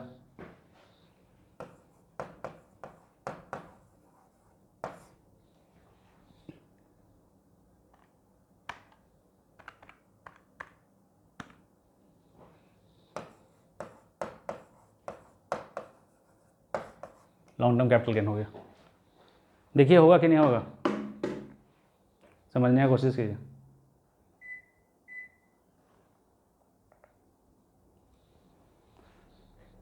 $15,592 को खरीदे थे 1/4/2001 के पहले, तो कॉस्ट और FMV तो दिया हुआ है, नहीं तो कॉस्ट ही ना उठाना पड़ेगा। कॉस्ट उठाए into CII of the transfer. Compulsory acquisition is transfer. बोला हाँ। किस साल ट्रांसफ़र हो रहा है? बोला 2002-3 में। अप्रैल 2002 है तो 2-3 हुआ ना? 2-3 का हमारा क्या है CII? 105। CII नीचे लेंगे उस साल का जिस साल परचेज किए हैं, लेकिन परचेज तो किए हैं 2001-2 के पहले, तो किसका उठा सकते हैं? 2001-2 100। इसको सॉल्व किए तो आ गया 4,20,000। कैपिटल गेन कब कंप्यूट होगा? बोला कैपिटल गेन कंप्यूट हो जाएगा, देखिए कौन से साल में पैसा मिल रहा है? 15/1/2004 यानी जनवरी 2004। 15/1/2004 यानी assessment year, sorry previous year 3-4, तो असेसमेंट ईयर क्या हो जाएगा? 4-5। असेसमेंट ईयर क्या हो जाएगा? 4-5। ठीक है, सॉल्व कर दिए। अब कह रहा है क्वेश्चन में, देखिए R was not satisfied with the compensation and filed a suit in the court. Compensation was enhanced by rupees 5 lakh which was received on 25/3/2003. 25/3/2003 2023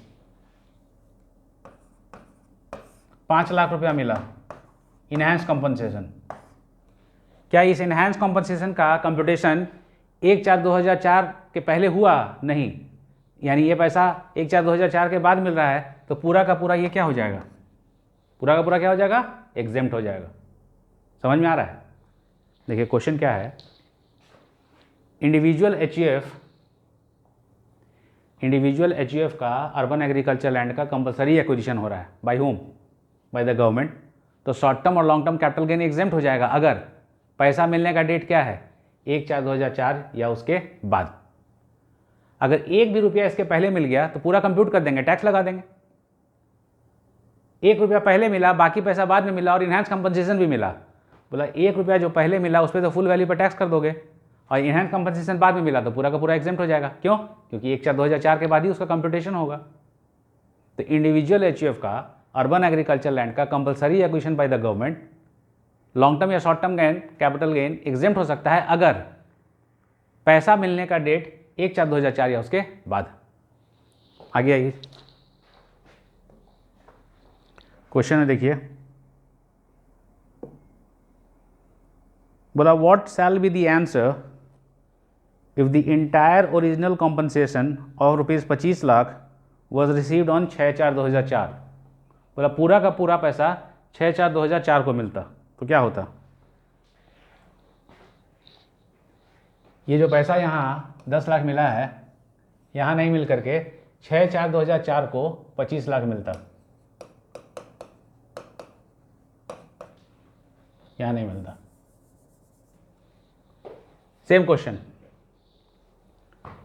4 lakh में खरीदे, यहाँ कंपल्सरी एक्वायर हुआ, 6/4/2004 को 25 लाख मिला। इंडेक्सेशन कहाँ से कहाँ तक, वहाँ से लेके यहाँ तक, लेकिन कंप्यूटेशन इस साल की जिस साल पैसा मिलेगा, पैसा कौन साल मिल रहा है, 1/4/2004 को या उसके बाद। यानी कंप्यूटेशन हम इसके पहले कर रहे हैं कि इसके बाद, इसके बाद पूरा का पूरा कैपिटल गेन एग्जेम्प्ट। बोला सर हर चीज़ में नहीं भाई, इंडिविजुअल एचयूएफ का अर्बन एग्रीकल्चर लैंड का क्या हो रहा है, कंपलसरी एक्विजिशन। इंडिविजुअल एचयूएफ का अर्बन एग्रीकल्चर लैंड का कंपलसरी एक्विजिशन हो रहा है बाय द गवर्नमेंट, पैसा मिलने का डेट 1/4/2004 या उसके बाद है। तो under section 1037 the capital gain be it short term और long term shall be fully exempt. अगर पैसा का कोई भी हिस्सा इसके पहले मिल गया, यानी पूरा वैल्यू कंप्यूट कर चुके होंगे, कैपिटल गेन एग्जेम्प्ट नहीं होएगा। पूरा पैसा इधर मिल गया, इनहैंस कंपनसेशन बाद में मिला, बोला इनहैंस कंपनसेशन माफ, पूरा पैसा यहाँ मिला, इनहैंस कंपनसेशन का भी कुछ रुपया यहाँ मिल गया, पूरा पैसा टैक्सेबल। पूरा पैसा बाद में मिला, इनहैंस कंपनसेशन भी बाद मिला, एग्जेम्प्ट। क्या है कि भैया मेरे अर्बन एग्रीकल्चर लैंड का compulsory acquisition by the government of individual HUF, अगर कंप्यूटेशन इस डेट को या इसके बाद हो रहा है तो माफ़, कंप्यूटेशन इसके पहले हो गया तो टैक्सेबल। बोलो वाह क्या ट्रिक है, क्लियर?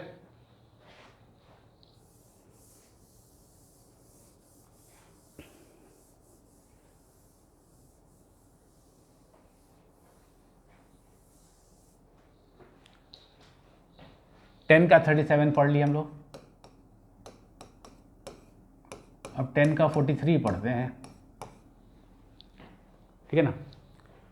10 का 43 जो है थोड़ा इंटरेस्टिंग है, प्रैक्टिकल क्वेश्चन तो इस पर आएगा नहीं कभी, थ्योरेटिकल है। एक कॉन्सेप्ट होता है रिवर्स मॉर्गेज। रिवर्स मॉर्गेज, आइए जरा,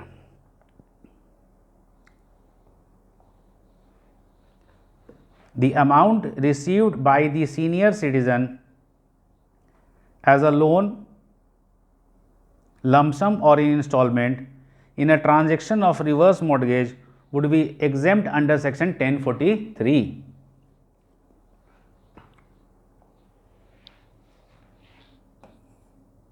सीनियर सिटीजन है कोई तो ऑब्वियस बात है इंडिविजुअल या एचयूएफ नहीं, सिर्फ इंडिविजुअल होगा, रेजिडेंट होगा, उम्र 60 साल या उससे अधिक होगा इन द प्रीवियस ईयर। इस सीनियर सिटीजन के पास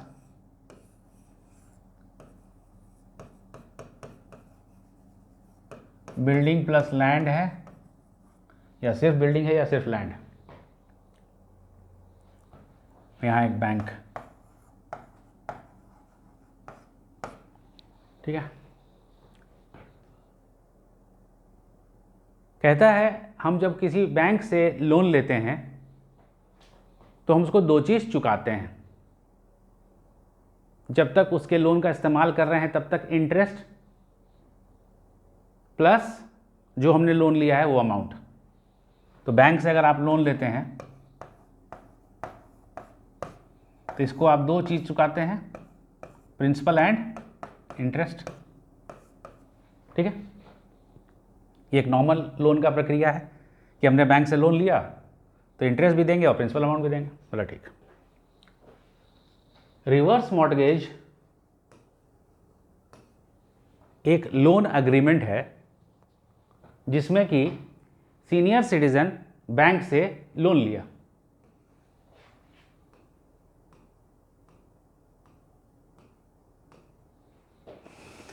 रिवर्स मॉर्टगेज एक लोन है जिसमें कि सीनियर सिटीजन ने बैंक से लोन लिया। अगर नॉर्मल लोन होता तो सीनियर सिटीजन इस लोन को कैसे चुकाता? प्रिंसिपल और इंटरेस्ट बैंक को देता। सीनियर सिटीजन ने जो बैंक से लोन लिया है वो इस बिल्डिंग प्लस लैंड या सिर्फ बिल्डिंग या लैंड के अगेंस्ट में लिया। ठीक है, बैंक ने सीनियर सिटीजन को लोन दे दिया, लमसम अमाउंट। सीनियर सिटीजन उस लोन को इस्तेमाल कर रहे हैं, उस लोन का एक भी पैसा वो बैंक को नहीं चुकाएंगे। जब सीनियर सिटीजन का देहांत हो जाएगा तो बैंक जो है इस बिल्डिंग और लैंड को ले लेगी या बेच देगी और प्रिंसिपल और इंटरेस्ट का जो अमाउंट है वो इससे वसूल लेगी। अब देखिए, नॉर्मल लोन में क्या होता है, हम लोन लिए, हम प्रिंसिपल और इंटरेस्ट बैंक को चुकाए। रिवर्स मॉर्टगेज में जो लोन लेता है सीनियर सिटीजन, क्या उस लोन का प्रिंसिपल या इंटरेस्ट बैंक को चुकाता है? नहीं। तो बैंक क्या साईं बाबा है कि आपको दे दिया ऐसे ही कुछ आपसे लेगा? नहीं। बोला नहीं, बैंक जो है आपका जो लोन दिया है वो लोन अमाउंट प्लस इंटरेस्ट उसको चाहिए। कहाँ से उठाएगा?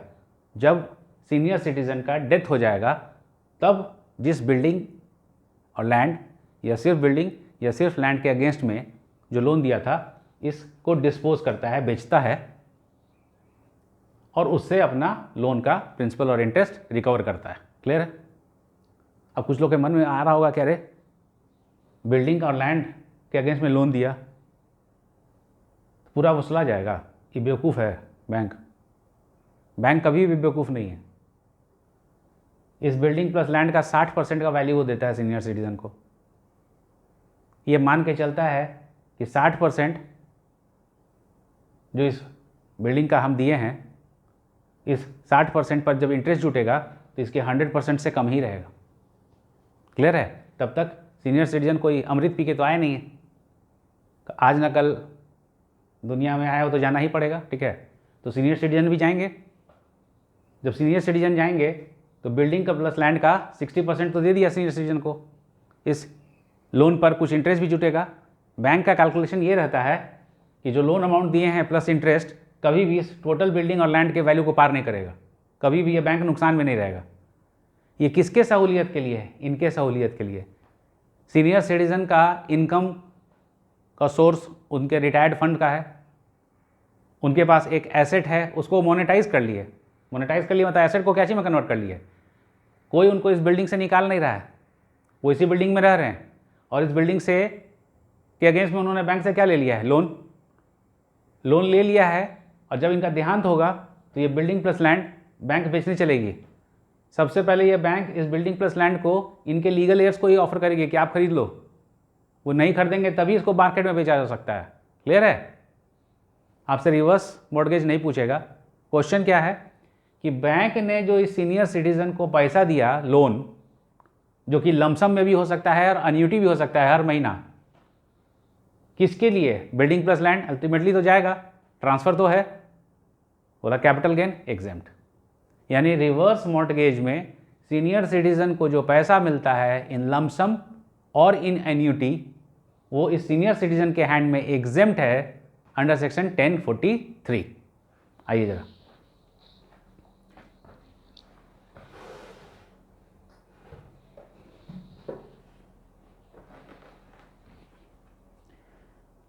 the amount received by the senior citizen as a loan lump sum और in instalment in a transaction of reverse mortgage would be exempt under section 1043।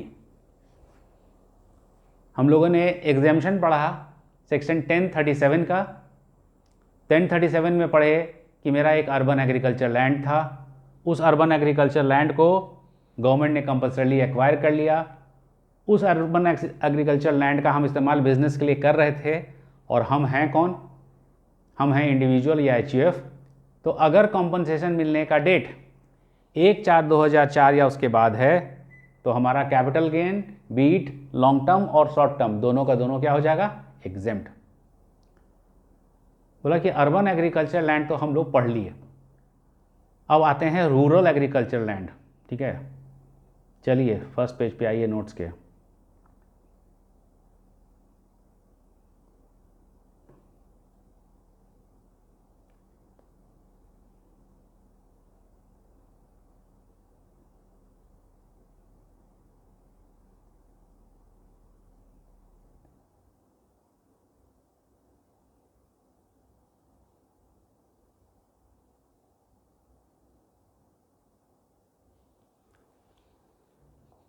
First page पे आए, बोले रे बेसिस ऑफ चार्ज सेक्शन 45 आए हैं यहाँ, तो थोड़ा रिकैप कर लिया जाए।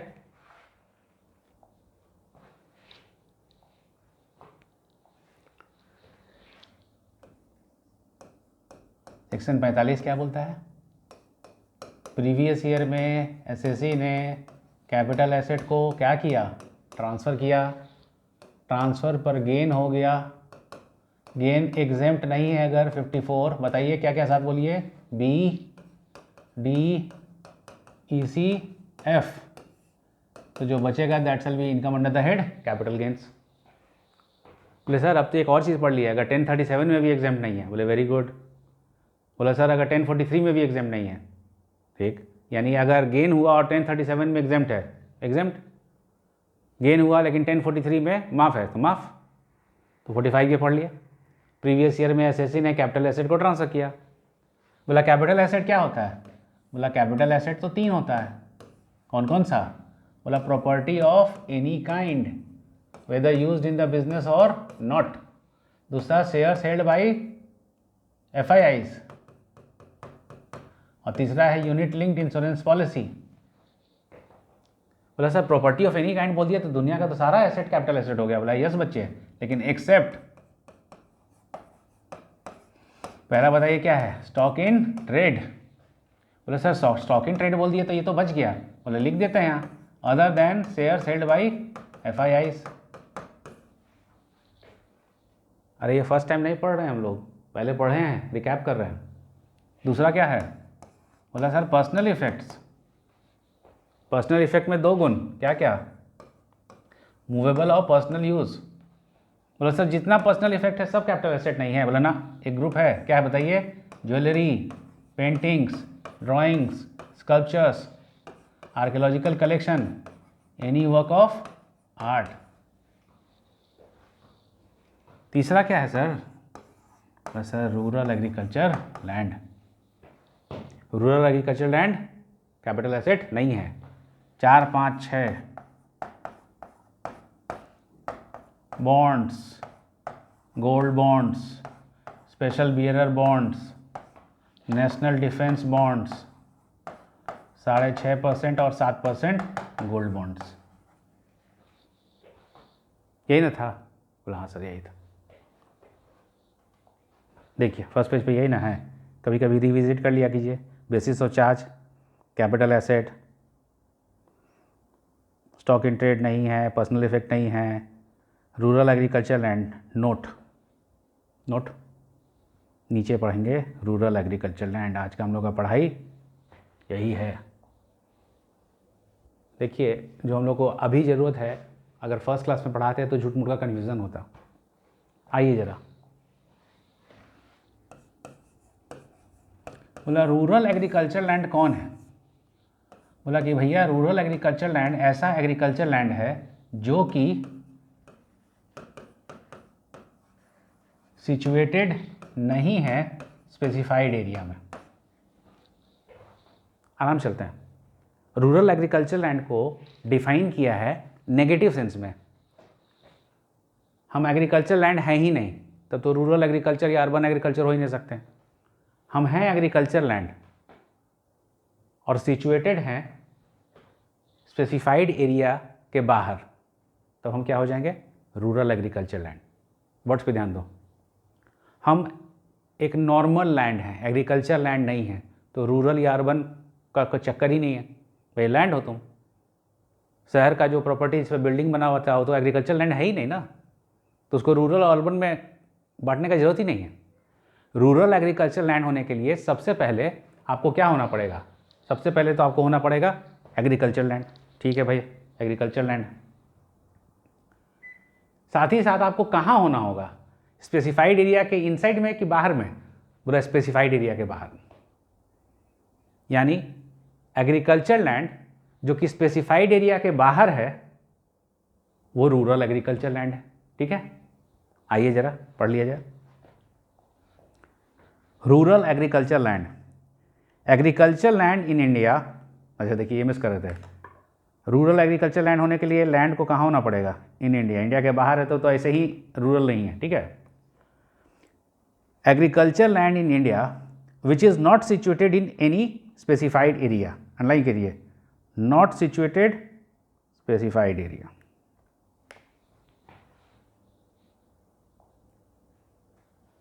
ध्यान समझिए, बहुत ईजी है।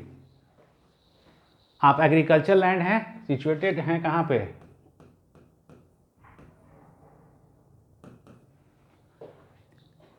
एग्रीकल्चर लैंड इन इंडिया जो कि सिचुएटेड है स्पेसिफाइड एरिया के बाहर, वो रूरल एग्रीकल्चर लैंड हो जाएगा।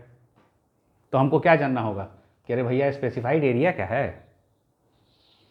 अगर हम एग्रीकल्चर लैंड हैं और स्पेसिफाइड एरिया के बाहर हैं तो हम रूरल एग्रीकल्चर लैंड हो जाएंगे। क्लियर है?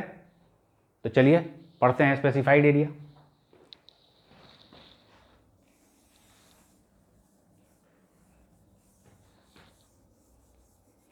बोला कि ए और बी यह है स्पेसिफाइड एरिया। तो अगर एग्रीकल्चर लैंड है और ए और बी के इनसाइड में है तो हम अर्बन हो जाएंगे। एग्रीकल्चर लैंड है और स्पेसिफाइड एरिया से बाहर हैं तो हम रूरल हो जाएंगे। बोला ठीक है भाई। पहला क्या है? बोला जो लैंड है वो किसी म्यूनिसिपैलिटी या कैंटोनमेंट बोर्ड के इनसाइड में है और जिस जगह का है वहाँ का पॉपुलेशन ग्रेटर देन और इक्वल टू 10,000। ध्यान दीजिए, एक लैंड है, एग्रीकल्चर लैंड है और वो म्यूनिसिपैलिटी के इनसाइड में आता है, यानी वो म्यूनिसिपल कॉरपोरेशन या कैंटोनमेंट बोर्ड के अधीन आता है, वहाँ तक म्यूनिसिपैलिटी का अधिकार है। और जिस म्यूनिसिपैलिटी के अंदर में आता है वो जिस जगह के लिए है वहाँ का पॉपुलेशन 10,000 या उससे अधिक है। ठीक है, तो म्यूनिसिपैलिटी में आता है 10,000 या उससे अधिक है तो स्पेसिफाइड एरिया है। इसके अंदर का ज़मीन क्या कहलाएगा? Urban agriculture land. तो इसके बाहर का ज़मीन क्या कहलाएगा? Rural agriculture land. क्योंकि रूरल एग्रीकल्चर लैंड का नियम क्या है? आरएएल कौन है? Agriculture land not situated in specified area. Agriculture land specified area में जो नहीं है वो है रूरल एग्रीकल्चर लैंड। और स्पेसिफाइड एरिया है क्या? कि भैया लैंड जो है वो किसी म्यूनिसिपैलिटी या कैंटोनमेंट बोर्ड के अधीन है, उसके कार्य क्षेत्र में आता है। शहर में जाते होगे ना तो देखते होगे आपका इस नगर निगम में स्वागत है, इस म्यूनिसिपैलिटी में स्वागत है, यानी वहाँ के बाद से म्यूनिसिपैलिटी का नियम कानून चलता है, म्यूनिसिपैलिटी वहाँ के लिए टैक्स लेती है। तो अगर आपका एग्रीकल्चर लैंड किसी म्यूनिसिपैलिटी या कैंटोनमेंट बोर्ड के अधीन है और जिस जगह पर है उसका पॉपुलेशन 10,000 या उससे अधिक है तो आप स्पेसिफाइड एरिया में हैं, मतलब आप अर्बन एग्रीकल्चर लैंड हो गए, आप रूरल एग्रीकल्चर लैंड नहीं है। नोट्स में आइए। 10 agriculture land mentioned in point A and B below being land situated in specified area would be capital asset. जो स्पेसिफाइड एरिया के इनसाइड में है वो रूरल एग्रीकल्चर लैंड होगा कि अर्बन? बोला अर्बन, और urban agriculture land capital asset है। देखिए पहला, agriculture land located in municipality jurisdiction with population greater than 10,000। Rural agriculture land कौन है? बोला एग्रीकल्चर लैंड इंडिया में स्पेसिफाइड एरिया के इनसाइड कि स्पेसिफाइड एरिया के बाहर? बोला स्पेसिफाइड एरिया के बाहर। तो बोला चलो स्पेसिफाइड एरिया बताओ। बोला पहला स्पेसिफाइड एरिया है कि आप हैं म्यूनिसिपैलिटी के अधीन, और जिस म्यूनिसिपैलिटी के अधीन है वहाँ का पॉपुलेशन 10,000 या उससे अधिक। क्लियर? बोला ठीक। अब दूसरा, आप म्यूनिसिपैलिटी के अधीन नहीं हैं, आप म्यूनिसिपैलिटी से बाहर हैं।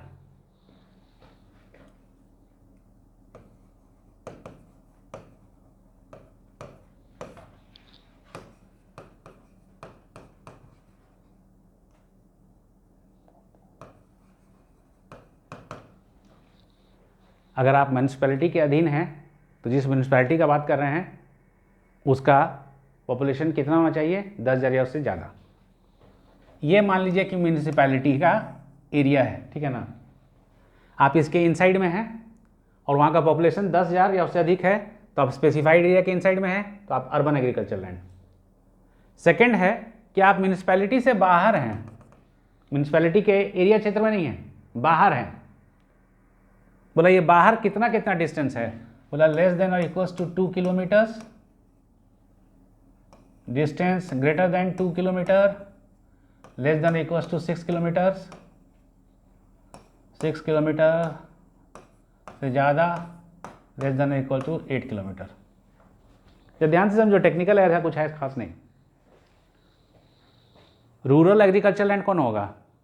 बोले जो स्पेसिफाइड एरिया के अंदर होगा। बोले नहीं, स्पेसिफाइड एरिया के बाहर हो, एग्रीकल्चर लैंड हो तो तुम रूरल एग्रीकल्चर लैंड। तो बोला भैया स्पेसिफाइड एरिया बताओ ना। बोला स्पेसिफाइड एरिया का सबसे पहला नियम है कि आप म्यूनिसिपैलिटी के इनसाइड में, म्यूनिसिपैलिटी के इनसाइड में है लेकिन वहाँ का पॉपुलेशन 6,000 है, तो हम स्पेसिफाइड एरिया नहीं कहेंगे, क्योंकि स्पेसिफाइड एरिया का पहला क्राइटेरिया क्या है? आप म्यूनिसिपैलिटी के इन द अनसाइड में है, इस म्यूनिसिपैलिटी के इनसाइड में है, साथ ही साथ ये म्यूनिसिपैलिटी जितना एरिया को कवर करता है वहाँ का पॉपुलेशन कितना को पार कर रहा है? 10,000 या 10,000 से ज़्यादा। अब हम कहते हैं कि हम म्यूनिसिपैलिटी के बाहर हैं, तो भाई म्यूनिसिपैलिटी से जो बाहर है तो डिस्टेंस निकालो, less than equals to 2 kilometres, 2 से ज़्यादा 6 किलोमीटर या उससे कम, 6 किलोमीटर से ज़्यादा 8 किलोमीटर या उससे कम। बोला कि अगर आप म्यूनिसिपैलिटी से बाहर हैं और आपका डिस्टेंस जो म्यूनिसिपैलिटी से है वो 2 किलोमीटर या उससे कम है, तो पॉपुलेशन ग्रेटर देन 10,000। पॉपुलेशन कितना होना चाहिए? Greater than 10,000। आइए जरा note. If the agriculture land is located outside the limit of municipality, then it shall be urban agriculture land if it satisfies the below mentioned condition। ठीक है ना? क्या भाई? डिस्टेंस 2 किलोमीटर, म्यूनिसिपैलिटी के बाहर हैं, कितना बाहर है भैया? 2 किलोमीटर तक हैं, तो बोला म्यूनिसिपैलिटी का कितना होना चाहिए पॉपुलेशन? 10,000 से ज़्यादा। हम म्यूनिसिपैलिटी के इनसाइड में हैं तो इस म्यूनिसिपैलिटी का कितना पॉपुलेशन होना चाहिए? 10,000 से ज़्यादा। हम म्यूनिसिपैलिटी से बाहर हैं, कितना बाहर हैं? बोला 2 किलोमीटर तक हैं, और इस म्यूनिसिपैलिटी का पॉपुलेशन 10,000 से ज़्यादा है, तो हम स्पेसिफाइड एरिया कहलाएंगे अर्बन एग्रीकल्चर लैंड। तो पहला क्राइटेरिया क्या है? म्यूनिसिपैलिटी के इनसाइड 10,000 या उससे ज़्यादा। दूसरा क्राइटेरिया क्या है? म्यूनिसिपैलिटी के बाहर हो, कितना बाहर हो? अप टू 2 किलोमीटर्स तक, और पॉपुलेशन कितना है इस म्यूनिसिपैलिटी का? 10,000 से अधिक। भैया तुम भी अर्बन ही एग्रीकल्चर लैंड कहलाओ। तीसरा क्या है? हम म्यूनिसिपैलिटी से बाहर हैं, कितना बाहर हो? 2 किलोमीटर से ज़्यादा हैं, कितना ज़्यादा तक हो? बोले 6 किलोमीटर तक, तो तुम अर्बन एग्रीकल्चर लैंड कहलाओगे अगर पॉपुलेशन 1 लाख से ज़्यादा है। पॉपुलेशन कितना है? 1 लाख से ज़्यादा। ठीक है भैया, आओ नोट्स में वापस। डिस्टेंस कितना है? 2 किलोमीटर से ज़्यादा, 6 किलोमीटर या उससे कम, पॉपुलेशन कितना है? 1 लाख से ज़्यादा। तीसरा केस क्या है? हम म्यूनिसिपैलिटी के इनसाइड हैं कि बाहर हैं? बाहर हैं, कितना किलोमीटर तक? 2 किलोमीटर तक। बोला नहीं। बोला 6 किलोमीटर तक। नहीं, 6 किलोमीटर से ज़्यादा कितना? बोला 6 किलोमीटर से ज़्यादा लेकिन 8 किलोमीटर तक। तो और पॉपुलेशन कितना है? बोला कि 10 लाख से ज़्यादा। पॉपुलेशन कितना है? 10 लाख से ज़्यादा। मान लो हम म्यूनिसपैलिटी के बाहर हैं और 10 किलोमीटर पे हैं, कोई कंडीशन अप्लाई होगा? बोला नहीं। आप म्यूनिसपैलिटी के बाहर हैं, ये म्यूनिसपैलिटी है, यहाँ से हम बाहर हैं 9 किलोमीटर्स पे, क्या हम स्पेसिफाइड एरिया में आएंगे? बोला नहीं। बोला स्पेसिफाइड एरिया देखो कहाँ तक है, म्यूनिसपैलिटी के इनसाइड, म्यूनिसपैलिटी के 2 किलोमीटर तक, 6 किलोमीटर तक, 8 किलोमीटर तक। मैक्सिमम डिस्टेंस कितना है? 8। अगर आप म्यूनिसपैलिटी से बाहर 8 किलोमीटर तक हैं तो इस म्यूनिसपैलिटी का पॉपुलेशन कितना होना चाहिए? 10 लाख से ज़्यादा। हम म्यूनिसपैलिटी से बाहर हैं लेकिन 6 के अंदर हैं, 6 के अंदर हैं और ये 2 और 6 के वाला बीच में है, तो पॉपुलेशन कितना ज़्यादा होना चाहिए? 1 लाख। मान लो कि मेरा लैंड यहाँ पर है, म्यूनिसपैलिटी से 2 किलोमीटर ज़्यादा, 6 किलोमीटर से कम, और इस म्यूनिसपैलिटी का पॉपुलेशन 12,000 है। बोला लगेगा? नहीं लगेगा।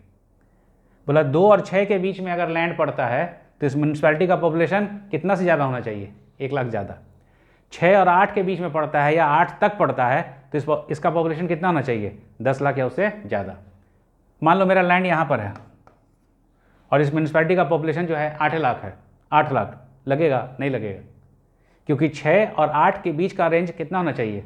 10 लाख से अधिक। क्लियर है? तो देखिए, रूरल एग्रीकल्चर लैंड कौन? बोला रूरल एग्रीकल्चर लैंड वो लैंड है जो कि इंडिया में है और स्पेसिफाइड एरिया के बाहर है। तो स्पेसिफाइड एरिया क्या है? बोला कि पहला, मान लो ये बोर्ड जो है ना, ये म्यूनिसिपल कॉरपोरेशन का एरिया है। बोला मेरा लैंड जो है इस बोर्ड के इनसाइड में है, म्यूनिसिपल कॉरपोरेशन के इनसाइड में है, और इस म्यूनिसपैलिटी का पॉपुलेशन 10,000 या उससे ज़्यादा है, तो भाई मेरा लैंड अर्बन एग्रीकल्चर लैंड कहलाएगा। दूसरा, ये बोर्ड जो है, ये म्यूनिसपैलिटी है, इससे हम बाहर हैं, मेरा ज़मीन कितना बाहर है? बोला कि भैया 2 किलोमीटर तक है और इस म्यूनिसपैलिटी का पॉपुलेशन 10,000 से अधिक है, तो तुम स्पेसिफाइड एरिया में हो। इस बोर्ड से हम 2 किलोमीटर से ज़्यादा बाहर है, ये मेरा म्यूनिसपैलिटी कवर करता है, इससे बाहर है मेरा लैंड 2 किलोमीटर से ज़्यादा, 6 किलोमीटर तक, तो इस म्यूनिसपैलिटी का पॉपुलेशन कितना होना चाहिए? बोला कि 1 लाख से ज़्यादा। तब हमारा वो लैंड अर्बन एग्रीकल्चर लैंड कहलाएगा। बोला कि मेरा लैंड म्यूनिसपैलिटी से 6 किलोमीटर से अधिक 8 किलोमीटर तक है, तो बोला कि तुम्हारा लैंड अर्बन कहलाएगा अगर उस म्यूनिसपैलिटी का पॉपुलेशन 10 लाख से ज़्यादा है। ठीक है? क्लियर? चलिए, हम लोग को नेक्स्ट क्लास में पढ़ना है 54 सेक्शन का एग्जेम्पशन।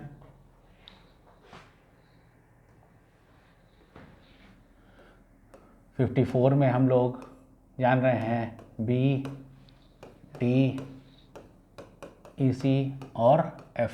ठीक है ना? नेक्स्ट क्लास में पढ़ेंगे, एक हल्का सा रिकैप कर रहे हैं। 54 बी, डी, ई, सी और F. Long term capital gain सारा का सारा, शॉर्ट टर्म कैपिटल गेन पहला छोड़ के 2। तो अगर हमको 54 पढ़ना है तो इसमें कौन सा कैपिटल गेन एग्जेम्प्ट होगा बताओ? Long term capital gain. 54 में क्या एग्जेम्प्ट होगा? Long term capital gain. Next class में पढ़ना है, हल्का सा इसका ये दे रहे हैं, प्रीव्यू दे रहे हैं, यानी सेक्शन 54 हमको एग्जेम्पशन दिलाएगा लॉन्ग टर्म कैपिटल गेन से। 54 बी, डी, ई, सी और एफ सबके पढ़ने का तरीका है एक जैसा। पहला, कौन सा कैपिटल गेन एग्जेम्प्ट होगा? तो क्या बोल रहे हैं, कौन सा कैपिटल गेन एग्जेम्प्ट होगा? Long term capital gain. दूसरा कि भैया किस पर एप्लीकेबल है? बोला इंडिविजुअल और एचयूएफ, यानी सेक्शन 54 का इस्तेमाल कौन कर सकता है? सिर्फ इंडिविजुअल और एचयूएफ। किस तरह के कैपिटल गेन से बचने के लिए? लॉन्ग टर्म कैपिटल गेन से बचने के लिए। अगला क्वेश्चन है कि ठीक है, individual HUF long term capital gain से बचेगा 54 में, लेकिन क्या बेच रहा होगा? क्या ट्रांसफ़र कर रहा होगा? बोला रेसिडेंशियल हाउस प्रॉपर्टी। वर्ड पे ध्यान दीजिएगा, residential house property. Individual HUF के पास एक बिल्डिंग है जिसका वो बिजनेस में इस्तेमाल करता है, तो आरएचपी तो होगा नहीं, वो तो बिल्डिंग में इस्तेमाल की जाना, बिजनेस में इस्तेमाल की जाना बिल्डिंग हो गया। तो 54 में एग्जेम्पशन किस प्रकार का है? Long term capital gain. किसको मिलेगा? इंडिविजुअल एचयूएफ को। क्या ट्रांसफर कर रहा होगा? Residential house property. बोला 54 के एग्जेम्पशन पाने के लिए इस इंडिविजुअल और एचयूएफ को क्या कोई विशेष प्रकार का नाच दिखाना है? बोला नहीं। क्या करना है? बोला परचेज कर ले या कंस्ट्रक्ट कर ले। 54 के एग्जेम्पशन को पाने के लिए, जैसे अभी 115F पढ़े थे ना, वहाँ एग्जेम्पशन पाने के लिए क्या बोल रहा था? ट्रांसफर डेट से 6 महीना के अंदर कोई फॉरेन एक्सचेंज एसेट खरीद ले। देखो हम लोग 54 पढ़ नहीं रहे हैं, नेक्स्ट क्लास में पढ़ेंगे, एक प्रीव्यू दे रहे हैं ताकि नेक्स्ट क्लास में आओगे तो ईजी हो जाएगा। 54 में कैपिटल गेन कौन सा एग्जेम्प्ट है? बोला सर ये तो हम लोग पहले ही जानते थे, एक छोड़ के 2 शॉर्ट टर्म और पूरा का पूरा लॉन्ग टर्म। तो 54 में भी क्या होगा? Long term capital gain. कोई तुमसे पूछेगा 54B में कौन कौन सा एग्जेम्पशन मिलेगा, तो बोलोगे लॉन्ग टर्म तो मिलेगा ही और शॉर्ट टर्म भी मिलेगा। और 54F में क्या होगा? बोला सिर्फ लॉन्ग टर्म। ये तो ध्यान रखना होगा, पहला से लेकर अंतिम तक लॉन्ग टर्म, पहला छोड़ के 2 शॉर्ट टर्म। तो क्या ये दोनों लॉन्ग टर्म नहीं देगा? बोला पहला से अंत तक सब का सब लॉन्ग टर्म है। तो 54 में एग्जेम्प्ट क्या है? Long term capital gain. Capital gain exempt जो है लॉन्ग टर्म कैपिटल गेन सारे एसएससी को है। बोला नहीं, सिर्फ इंडिविजुअल एचयूएफ को। ठीक है। बोला क्या बेच रहा होगा, ट्रांसफर कर रहा होगा जिससे कि इसको लॉन्ग टर्म कैपिटल गेन होगा? Residential house property. क्या करना पड़ेगा? एक पैर पे खड़ा रहना पड़ेगा? बोला नहीं, इस इंडिविजुअल एचयूएफ को परचेज या कंस्ट्रक्ट करना होगा। बोला क्या? बोला रेसिडेंशियल हाउस प्रॉपर्टी, यानी आरएचपी बेच करके आरएचपी खरीद लीजिए या आरएचपी कंस्ट्रक्ट कर लीजिए। क्लियर है? क्लियर। नेक्स्ट क्लास में हम लोग यही पढ़ेंगे, सेक्शन 54। जो हम लोग पहले पढ़े हैं उसको रिकैप करते रहिए। रिकैप करने में ज़्यादा टाइम नहीं लगता है, बहुत ईजी है। चैप्टर को अगर आप बांटना चाहिए कि क्या हम लोग पढ़े हैं चैप्टर में, फ्लो कैसे है चैप्टर का, तो सबसे पहले पढ़ते हैं हम लोग 45 पढ़ते हैं तो फिर क्वेश्चन आता है कि भाई कैपिटल एसेट क्या है, कैपिटल एसेट कितने प्रकार का है, कैपिटल एसेट जो प्रकार है वो कैसे निकालते हैं। जैसे ही निकालने का बात आता है तो पीरियड ऑफ होल्डिंग आ जाता है, तो कौन सा पीरियड ऑफ होल्डिंग को जोड़ेंगे और कौन सा पीरियड ऑफ होल्डिंग को एक्सक्लूड करेंगे। चैप्टर का फ्लो समझो। कैपिटल गेन कब होगा? तो प्रीवियस ईयर में एसएससी ने कैपिटल एसेट को ट्रांसफ़र किया। बोला कैपिटल एसेट क्या? डेफिनेशन, कैपिटल एसेट के प्रकार, कैपिटल एसेट के प्रकार निकालने के लिए पीरियड ऑफ होल्डिंग। ठीक है। फिर क्या है? ट्रांसफ़र क्या है। फिर क्या? कैपिटल गेन कब होता है। फिर क्या है? बोला कि कैपिटल गेन निकालने का तरीका क्या है। बोला उसके पहले सर एक और था, ट्रांजैक्शन जो कि ट्रांसफ़र नहीं है, 46 एंड 47। बोले देखो तुम लोग को भी ध्यान है। फिर उसके आगे क्या है? तो 48 कैपिटल गेन निकालने का तरीका। कैपिटल गेन तरीका निकालने गए तो FVC, उसके बाद एक्सपेंस ऑन ट्रांसफ़र, उसके बाद कॉस्ट ऑफ एक्विजिशन। बोला जब FVC पढ़ने गए तो deemed full value of consideration, जब कॉस्ट ऑफ एक्विजिशन पढ़ने गए तो deemed cost of acquisition. Deemed cost of acquisition पढ़े, उसके बाद उसमें बहुत सा केसेस था कि इस केस में क्या होगा कॉस्ट ऑफ एक्विजिशन, वो सब केसेस पढ़ लिए। फिर चले इंडेक्सेशन का नियम पढ़ने, फिर पढ़े इम्प्रूवमेंट और उसका इंडेक्सेशन का नियम पढ़ने, फिर पढ़े ट्रांजैक्शन जिसमें इंडेक्सेशन नहीं होता। उसके बाद चले गए हम लोग चैप्टर में अलग अलग सिचुएशन में कैपिटल गेन निकालने का तरीका, जो कि आज ख़त्म हुआ। उसके बाद पढ़े एग्जेम्पशन अंडर सेक्शन 10, 37 एंड 1043 और एग्जेम्पशन अंडर सेक्शन 54। इतना बड़ा चैप्टर को तुम ब्लॉक्स में बांट सकते हो। अगर ब्लॉक्स में बांट पा रहे हो, माइंड ब्लॉक्स में बांट पा रहा है, तो फिर उसके बाद उसके कॉन्सेप्ट में जाओ। अगर माइंड बोल पा रहा है, you don't have to write every time, you just have to express yourself. अगर माइंड में है तो हाथ तो लिख ही देगा। इट इज़ नॉट द हाथ जो लिखता है, माइंड है लिखता है। ठीक है। तो चैप्टर को अगर आप कंपार्टमेंट में बांट पा रहे हैं कि अच्छा ये कॉन्सेप्ट से ये कॉन्सेप्ट आया, ये से ये, चैप्टर कंप्लीट है, फिर टेक्स्ट में कुछ नहीं है। क्लियर है? आज के लिए इतना ही। नेक्स्ट क्लास में मिलेंगे, सेक्शन 54 पढ़ेंगे, B पढ़ेंगे, D पढ़ेंगे, EC पढ़ेंगे और F पढ़ेंगे। ठीक है? क्लियर है? Till then take care.